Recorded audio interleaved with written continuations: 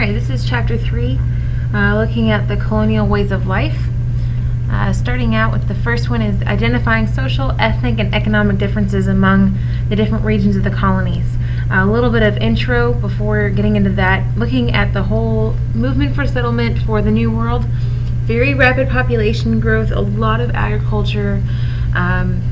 Europeans, with their population growth, the rise of commercial agriculture, they're going to leave and search for political security, religious freedom, a lot of characteristics. It's very young. Over half of the people in the colonies are under the age of 25.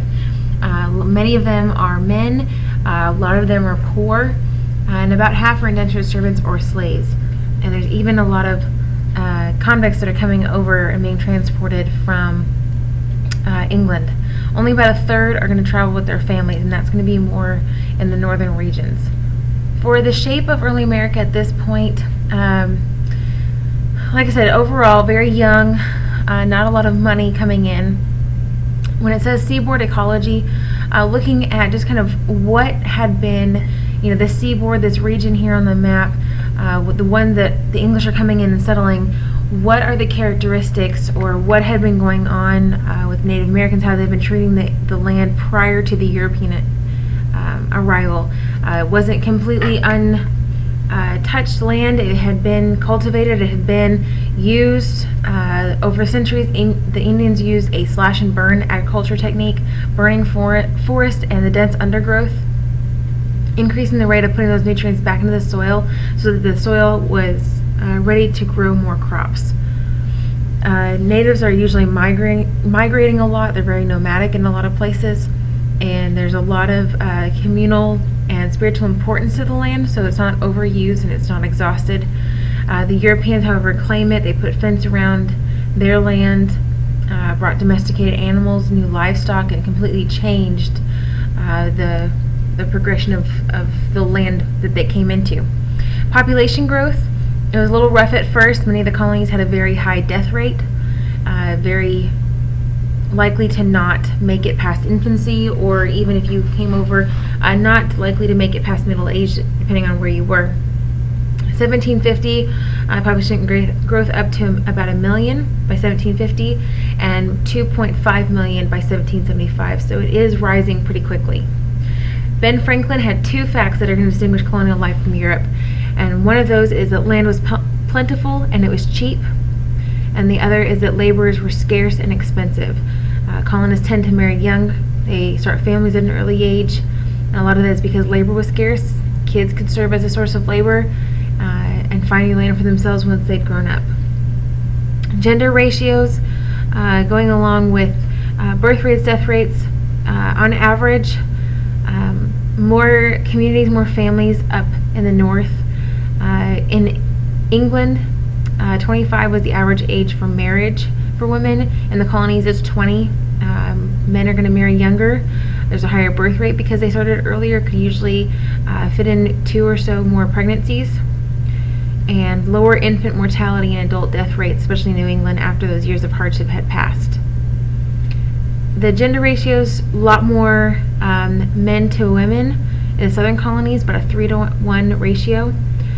They were needed more for the early years for the labor and for the type of work that they had to do. Population of bachelors, a lot of bachelors in the southern colonies. It also meant a little bit more socially unstable. Higher death rate, looser family ties go together, and a lot of women coming in as indentured servants, so they will wait longer to have families. So speaking of women, the attitude of the English colonists towards women, a lot of British colonies had more women than some of the other groups, like the Spanish or the French. Meant more population growth, but overall everyone sees women as inferior to men. You see them as weak-minded. They are expected to obey their husbands, nurture the children, do the housework. They don't get to vote, to have an education, to make any lawsuits or contracts, or own any property. Many religions will not allow female ministers. Quakers are pretty much the only group that allow women to preach in public and to have a more central role in religion.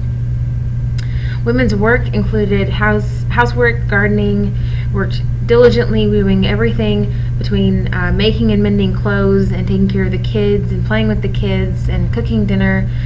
doing the garden work, making the cloth to make their clothes, making the soap from 4 a.m. to 9 p.m. and then doing it all over again the next day. For the next question, identify to what extent indentured servants were crucial to the development of colonies, and what were the major causes of slavery and why it replaced indentured servants. We talked about that a little bit with Bacon's Rebellion last class, but in the southern states, for the most part, society is very stratified. The gentry or the wealthy versus the social inferiors, whether that be the small farmers or the slaves, or indentured servants mixed in. In the religion part of the southern colonies, religion was not a huge deal. Only about 1 in 15 actually go to church.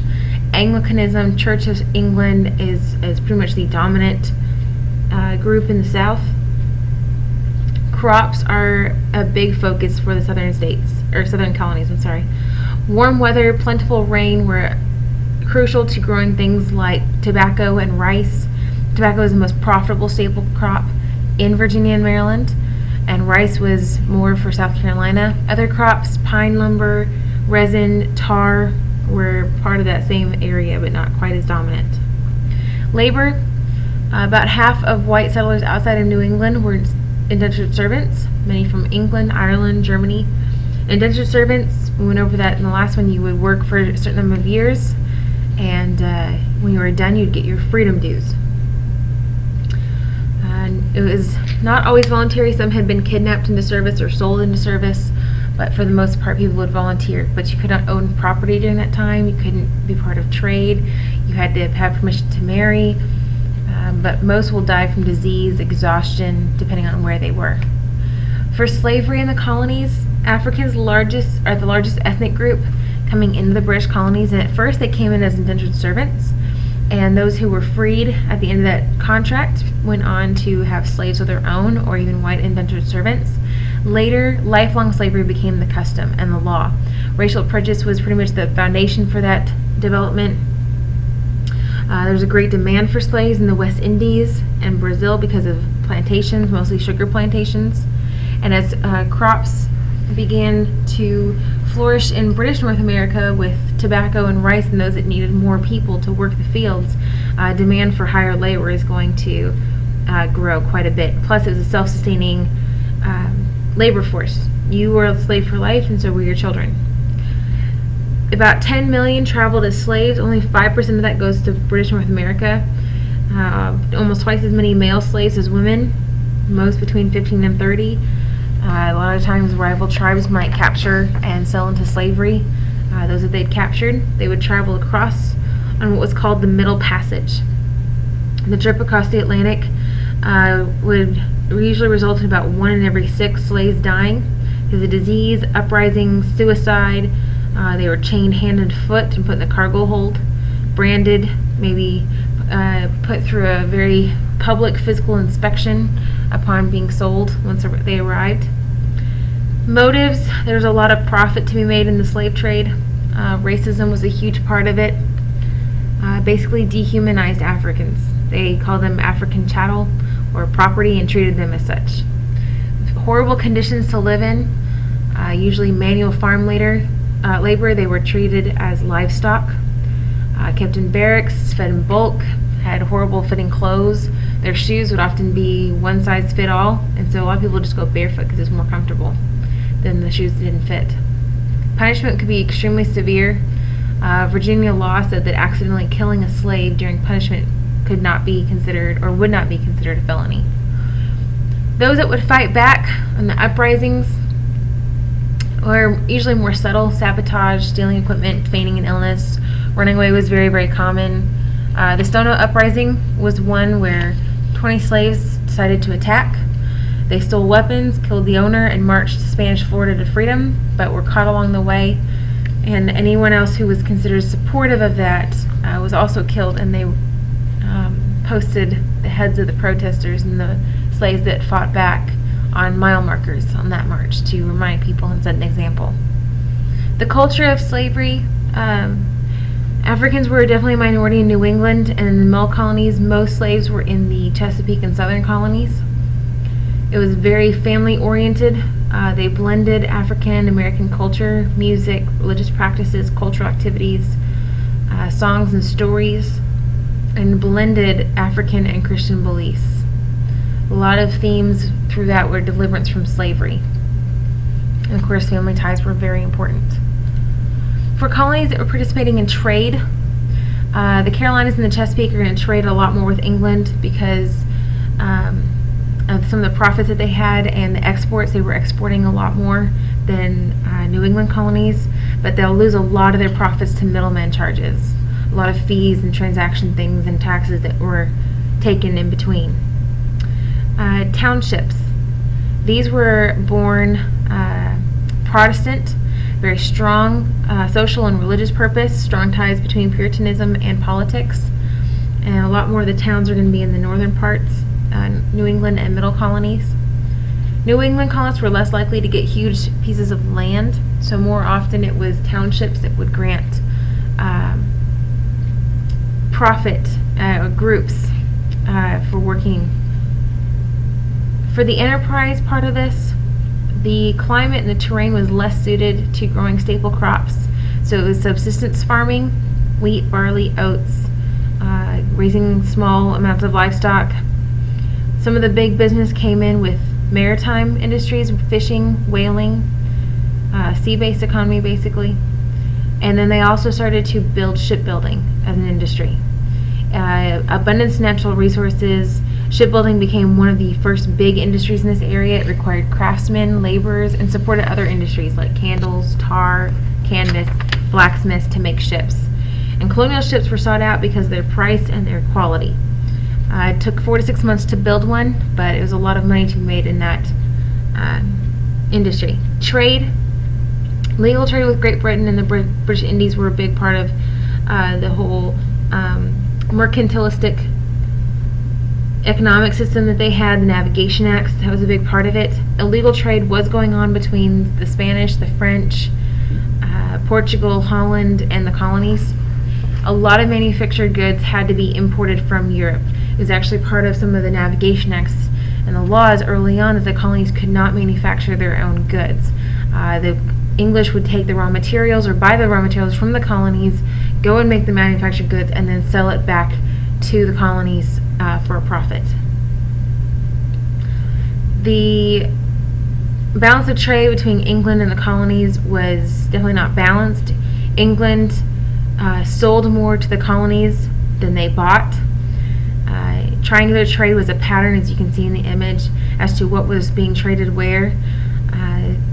They take raw materials from the colonies to Europe.